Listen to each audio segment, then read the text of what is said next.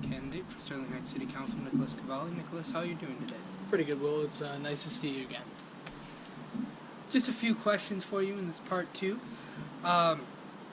At the Meet the Candidates Forum, you had said something how developers make housing too expensive. Would you like to clarify your comments on that? Yeah, actually, it was brought to my attention that I may have misspoken, or perhaps my statement was misunderstood or misinterpreted.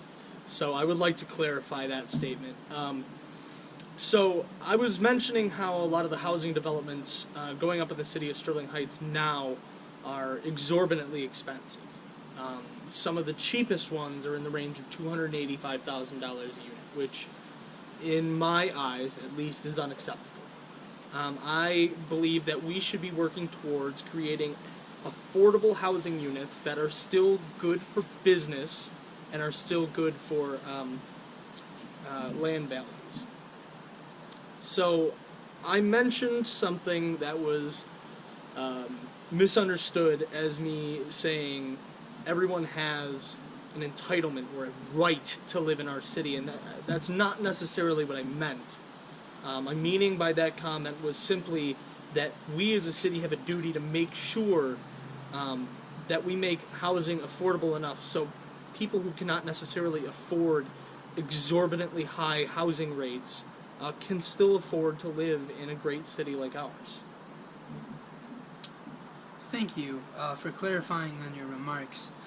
I've seen online that you've actually been polling very decent against the other candidates. Did you know that you would be the youngest ever elected official in Sterling Heights? Well, yeah, actually, that's one of the things that I've been looking into since day one, trying to figure out exactly where I'd fall on that list. And through polling and looking at where I fall amongst the other candidates, I know during a majority of the polling process, I was within 4% of actually polling for a seat. So hopefully we can get the election to translate into that poll with give or take a couple percentage points either way. Sounds great. Could you just one more time talk about the diversity of Sterling Heights? Yeah, and I think I tried to really hammer that home during the Meet the Candidates forum, but for those of you who have not gotten a chance to go out and check that out, which I urge you to do, obviously I support myself, but I think it's important that you go out and learn about every single candidate who is running for this position. Diversity in the city of Sterling Heights is one of our biggest strengths. But for some reason, in recent years, it has been turned into one of our biggest weaknesses.